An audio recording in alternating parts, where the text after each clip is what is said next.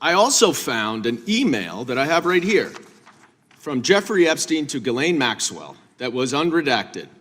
And it included notes of statements that Donald Trump made about his prior relationship with Jeffrey Epstein. Not as good of a lawyer today as you were when you tried to impeach President Trump in 2016. Have you apologized for that in 2019? So will you unredact this? Will you were unredact lead this? counsel on that. Privileged. I'm asking you, will you unredact this? Privileged.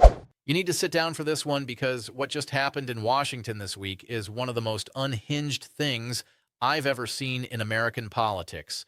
Attorney General Pam Bondi, Trump's personally chosen loyalist, the woman running the most powerful law enforcement agency on the planet, just sat in front of the House Judiciary Committee for over 5 hours and absolutely melted down on live television. She called Democratic lawmakers washed up and unprofessional. She called a Republican congressman, one of her own people, a failed politician with Trump derangement syndrome. The Epstein files, does the new investigation by the Southern District of New York U.S. Attorney prevent the department from releasing all of the remaining files? We have released over 33,000 Epstein documents to the Hill, and we'll continue to follow the law and to have maximum transparency. Also, we will always encourage all victims. She refused to apologize to Jeffrey Epstein's survivors who were literally sitting right behind her in the hearing room. And here's the wildest part. Show me your hands if you were satisfied with what you heard from the Attorney General today. Nobody. There wasn't even an adult in the room that could apologize for the damage done to children and girls, saying they just want accountability. We've heard several times our government say, we're moving on from this. And that just enrages me. She showed up with a binder containing a printed copy of a Democratic lawmaker's search history from the DOJ's Epstein files database. She brought receipts on what members of Congress were searching for when they came to review documents at the Department of Justice. Photographers caught it on camera. The page said, Jana Hayes, search history, right at the top. The DOJ was tracking what members of Congress looked at and handed that information to the Attorney General so she could prepare to deflect their questions. Let that sink in. Been public reporting that Jeffrey Epstein showed people photos of President Trump with half-naked young women. Have you seen any such thing?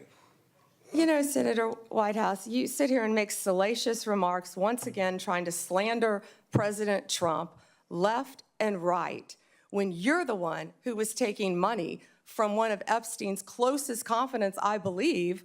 I could be wrong, correct me, Reid Hoffman. The nation's top law enforcement officer walked into a congressional oversight hearing armed with surveillance data on the very lawmakers supposed to be overseeing her.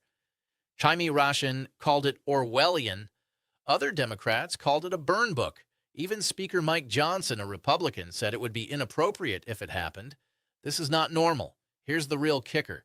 While Bondi was melting down in front of Congress, a federal judge in Manhattan was grilling Trump's lawyers for 3 hours over his latest attempt to make his hush money conviction disappear. And a Republican-appointed judge in Minnesota was documenting how ICE violated nearly 100 court orders in a single month.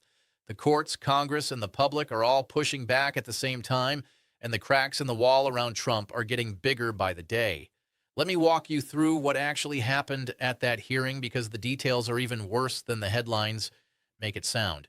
The hearing was technically about oversight of the Department of Justice, just a standard check-in where lawmakers ask the AG questions, but this was anything but standard. Democrats came loaded for bear.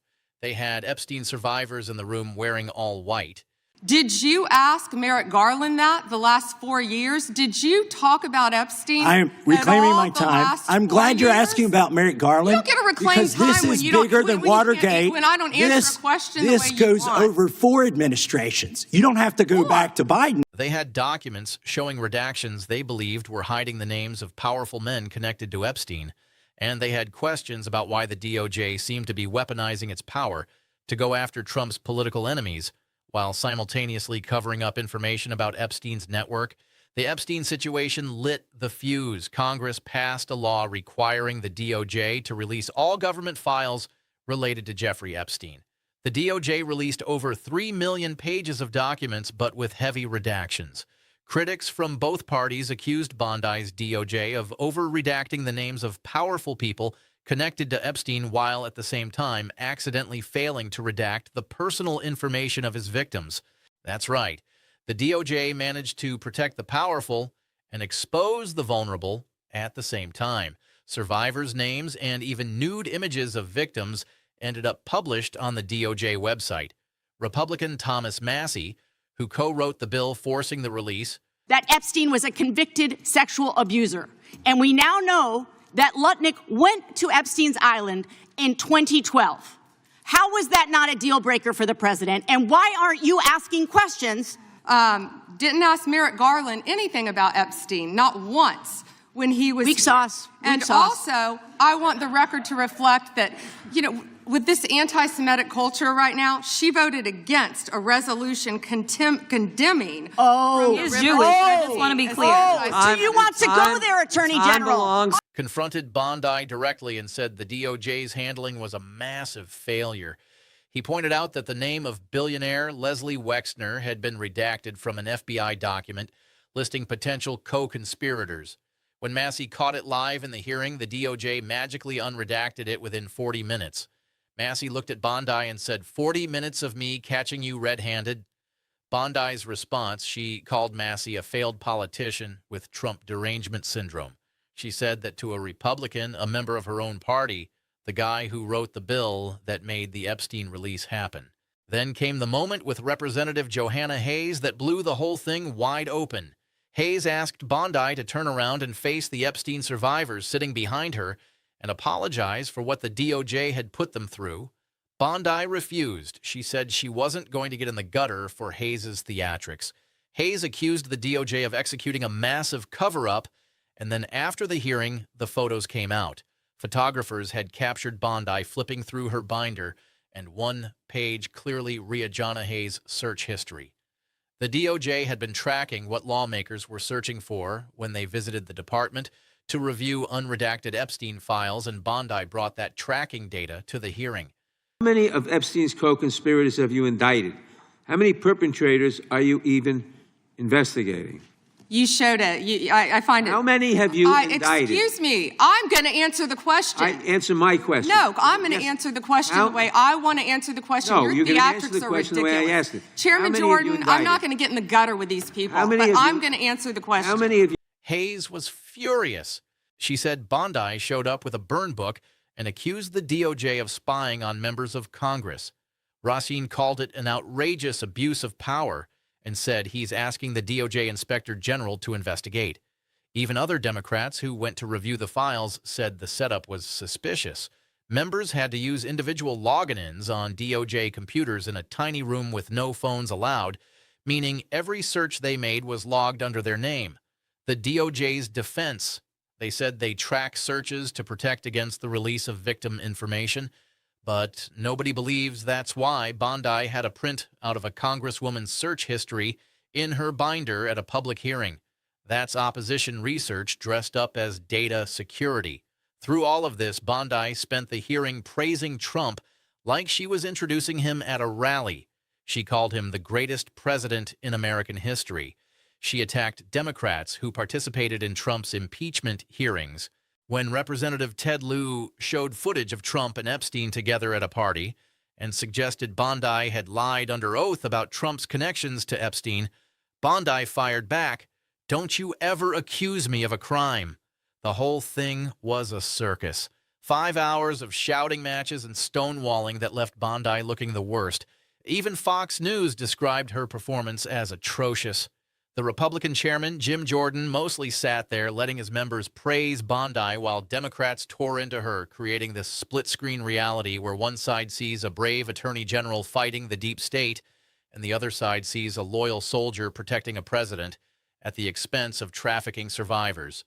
Now, connect this to Trump's broader legal situation, because this is where the real prison risk conversation happens.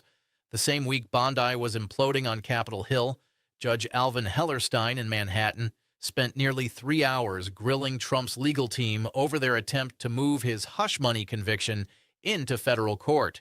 This is Trump's third try at getting this case moved, and the judge told his lawyers point blank that they were seeking 2 bites at the apple, and that their earlier strategic decisions had been fatal to their argument. Trump was convicted on 34 felony counts in 2024. His lawyers originally went to the state trial judge to challenge the conviction on immunity grounds, waited 58 days past the deadline for moving the case to federal court, and now want another shot. The judge appeared deeply skeptical and said he'd rule soon. Legal analysts widely expect him to reject the bid again, which keeps the conviction alive and moving through state appellate courts. In Minnesota, the judiciary's frustration with the Trump administration reached levels that are almost hard to believe. Chief Judge Patrick Schultz, a George W. Bush appointee, documented that ICE had violated 96 court orders in 74 cases just in January. He wrote that ICE has likely violated more court orders in January 2026 than some federal agencies have violated in their entire existence. He ordered the acting director of ICE to appear in court personally to explain why he shouldn't be held in contempt.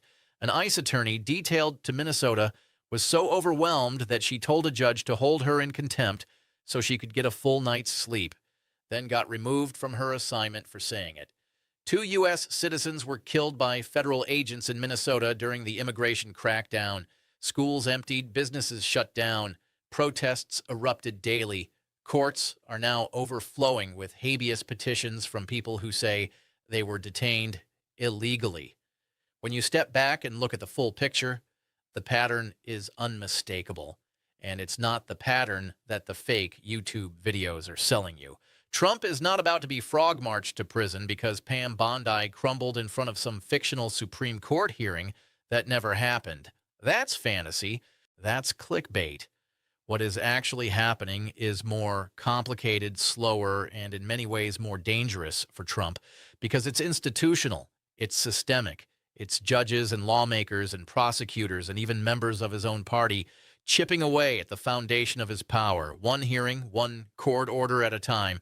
Look at what happened in a single week. His attorney general got destroyed in a 5-hour congressional hearing where she couldn't give straight answers about Epstein, got caught tracking lawmakers' search histories, called members of both parties' names on live television, and generally made the Department of Justice look like a political operation rather than a law enforcement agency.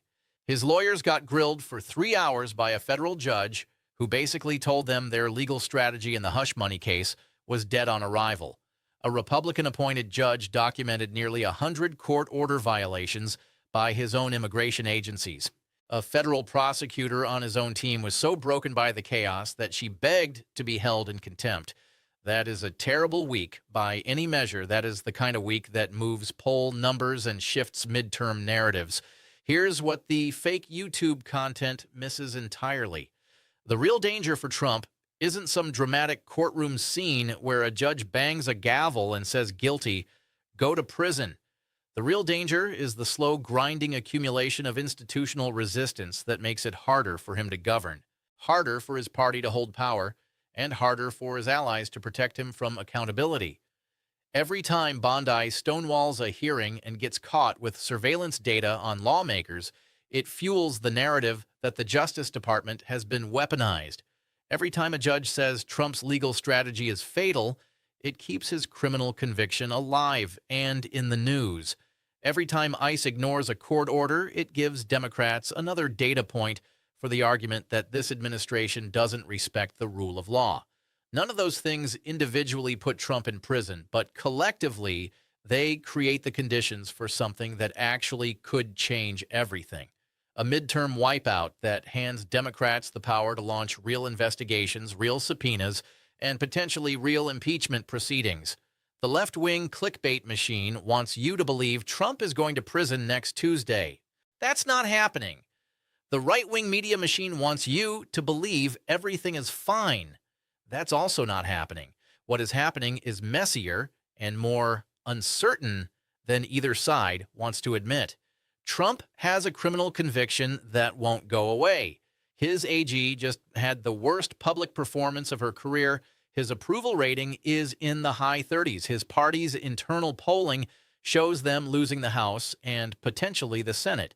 Judges across the country, including ones appointed by Republican presidents, are running out of patience with his administration's refusal to follow the law. The Epstein situation is becoming its own slow-burning crisis that Bondi cannot put out. The survivors aren't going away. The bipartisan anger over the redactions isn't going away. And the revelation that the DOJ was tracking what lawmakers were searching in the Epstein files and handing that data to the Attorney General before a congressional hearing. That's a scandal that is going to have legs. Rashin is demanding an inspector general investigation. Hayes is organizing letters. Even Mike Johnson acknowledged it would be inappropriate. When the Speaker of the House, a Republican, says what you did might be wrong, you've got a problem. Stop falling for the fake prison alerts. Stop clicking on the videos that promise Trump is getting locked up tomorrow because some made-up judge made some made-up ruling. That stuff is designed to take your money and your attention, not to inform you.